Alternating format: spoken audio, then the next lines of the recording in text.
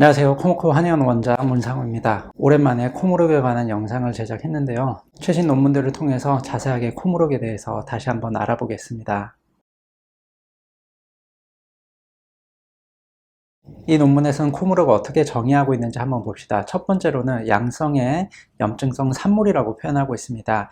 양성이라는 것은 비암성으로 암이 아니라는 뜻입니다. 그래서 악성 종양인 암이 아니고 양성 종양이라고 표현을 하고 있고요. 두 번째로는 비부비동 점막에서 자라는 과형성된 산물이라고 표현하고 있습니다.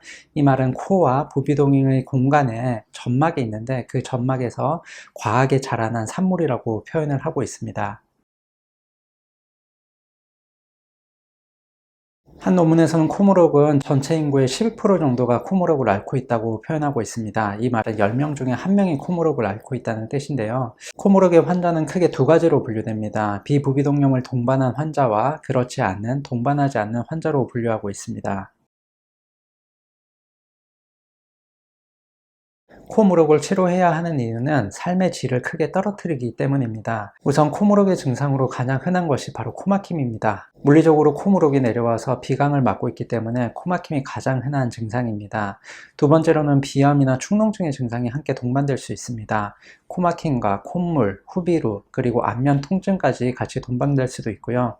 그리고 냄새 입자가 후각 세포를 만나는 길을 막고 있어서 후각 저하나 후각 상실이 발생할 수도 있습니다. 이것을 전도성 후각 상실이라고 표현합니다. 이렇게 우리가 계속 활동하는 시간에 우리를 불편하기 때문에 삶의 질을 크게 망가뜨리고 있는데요. 이뿐만 아니라 우리가 쉬고 있을 때도 코무록은 우리를 지속적으로 괴롭히고 있습니다. 바로 수면 중에 발생하는 증상들이 있습니다. 대표적인 것이 구강호흡입니다. 우리는 코로 숨을 쉬어야 되는데 무록이 코를 막고 있기 때문에 코로 숨을 쉴 수가 없어서 입을 벌려서 숨을 쉬려고 합니다. 그것이 바로 구강호흡입니다. 이렇게 되면 뇌로 가는 산소도 떨어지고 얼굴도 넙대대해지고 그리고 항상 피로감을 호소하기도 합니다. 이런 증상들로 인해서 코무록은 반드시 제거를 해야 됩니다. 코무룩의 종류는 크게 두 가지가 있습니다. 국소성과 확산성 코무룩인데요. 국소성은 한쪽에 생기는 코무룩을 말하고 있습니다. 환자분들이 종종 한쪽에 코무룩이 생겼다면 그것이 악성일 가능성이 높다는데 정말인가요? 라고 이제 여쭤보시는데요. 그 가능성은 1% 미만입니다. 양쪽에 있더라도 한쪽에 있더라도 그걸로 악성인지 양성인지는 구분할 수는 없고요. 여러 가지 증상들이 있는데 대부분은 안전한 양성 종양이라고 보시면 됩니다. 확산성 코무록은 비부비동염을 동반한 비용종을 말하고 있는데요. 비염이나 부비동을 함께 동반한 코무록입니다. 비염과 축농증 환자에서 코무록이 많이 발생하고 있습니다. 그래서 코무록은 비염과 축농증과 연관이 있다고 보는 것이죠. 그래서 코무록을 논할 때는 비부비동염을 동반한 코무록 혹은 코무록을 동반한 비부비동염이라는 단어를 많이 쓰기도 합니다. 그만큼 밀접한 관계가 있다는 것이고요. 아직까지 정확한 코무록의 원인은 밝혀지고 있지 않지만 곰팡이균, 비점막의 과형성으로 인해서 생긴 것이다, 염증 반응이다 등 여러 가지 가설들이 있지만 아직까지 정확한 원인은 밝혀지고 있지는 않습니다. 이뿐만 아니라 아스피린으로 악화되는 호흡기 질환, 특정 전진 혈관염, 그리고 난포성 섬유증과도 연관이 있다고 합니다. 대부분 보면 몸에 염증이 많은 사람이 코무록과 연관이 있다고 보고 있는 것 같습니다. 코무록은 알레르기 증상의 만성 단계에서 나타나는 증상이라고 볼 수 있습니다. 그래서 코무록을 이제 발견해서 관리하는 것은 시작에 불과하다는 것이죠. 일단 코무록이 제거되면 근본적인 알레르기 병인을 같이 제거해야 됩니다. 그렇지 않으면 언제든지 또 재발될 수 있습니다. 코무록은 외과적인 질환입니다. 외과적인 것은 반드시 외과적으로 해결을 해야 되는데요. 내과적인 것은 내복하는 약으로 어느 정도 해결이 되지만 외과적인 것은 반드시 외과적인 시술이나 수술을 받아서 해결하는 것이 가장 빠르고 시간도 아끼고 또 돈도 아끼는 방법입니다.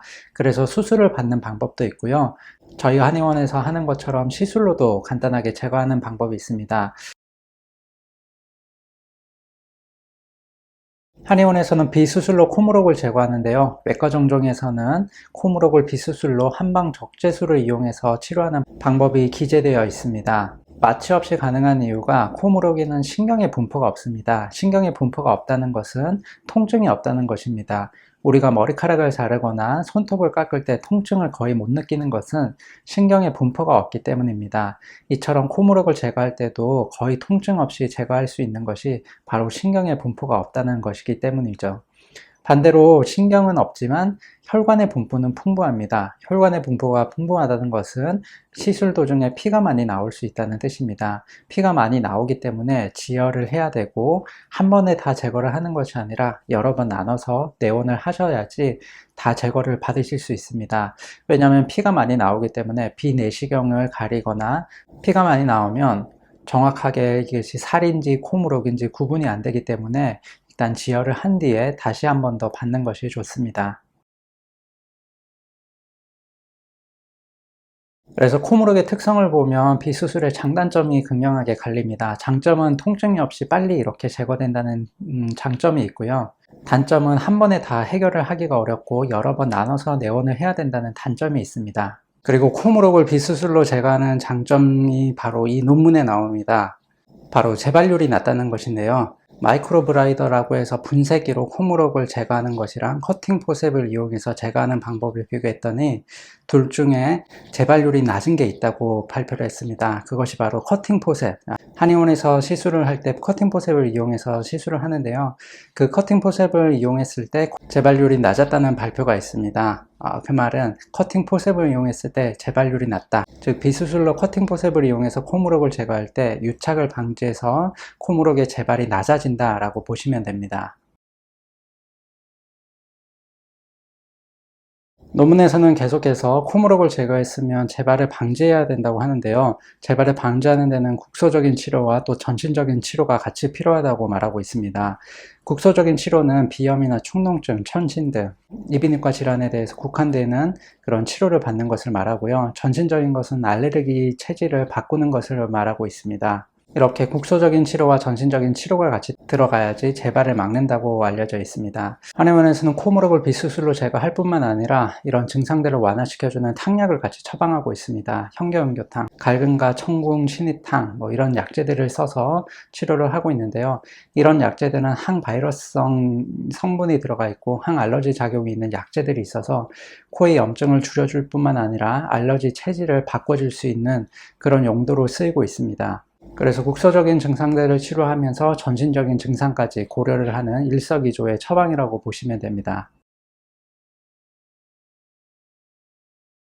의외로 많은 환자분들이 코무록만 제거하면 되는 것이 아니냐라고 이제 여쭤보시는데요. 사실상 코무록을 제거하는 것은 비수술로 제거하는 것은 아주 간단하게 제거가 가능합니다. 코무록을 다 제거하고 나서 그 이유가 사실은 굉장히 중요합니다. 코무록의 재발을 막고 그것을 어떻게 유지하는지가 관건이고 포인트라고 할 수 있습니다. 왜냐하면 조금이라도 방심하고 제대로 치료를 하지 않으면 몇 달이나 몇 년 뒤에 또 재발을 해서 내원하시는 분들이 많기 때문에 꾸준하게 관리하면서 또 추적 관찰하는 것이 필요합니다. 다시 정리해보자면 코무록은 비수술로 간단하게 제거가 가능하다. 하지만 또 재발이 잘 되는 질환이라서 지속적으로 추적 관찰이 필요하다라고 보시면 될 것 같습니다.